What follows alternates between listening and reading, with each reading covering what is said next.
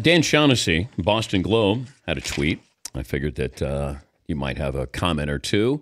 UConn women beat Mississippi State 98-38 NCAA tournament. Hate to punish them for being great, but they are killing women's game. Watch, ? No thanks. Got a comment? I think that one, mission accomplished. He probably was trying to draw attention to himself, and he has. Yeah. So that's unfortunate that we're talking about him instead of Breanna Stewart or Morgan Tuck or Mariah Jefferson or these women who've been busting their butt for 70 straight wins. Kids this age, you try to get any kid to do anything 70 straight times, come on. So I'm angry that he wants to take this moment away from those kids who've worked so hard. That's offensive. But is dominance boring? No, absolutely not. I thought Gino's comment was perfect. We never thought Tigers' dominance was boring.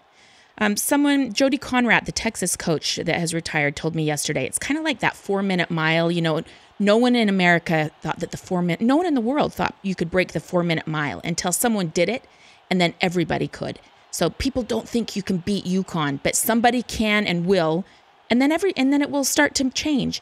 Texas lost to UConn last year in the Sweet 16 by 51 points. Texas is a better team today because of that loss. They won 31 games this season. It fueled their entire offseason workout. Their strength and conditioning coach would be yelling, 51 points, 51 points. People are better because they're chasing UConn. It's great for the women's game because they have set a standard that people are trying to get to. But is there an anti-women's sports sentiment here? If this was a men's team doing this, there's no way he makes that comment. Nobody says the Warriors are bad for basketball. No, nobody said the Bulls during their great run were bad for basketball, right? So I do think it is a sexist comment. The Dan Patrick Show, weekday mornings on Audience.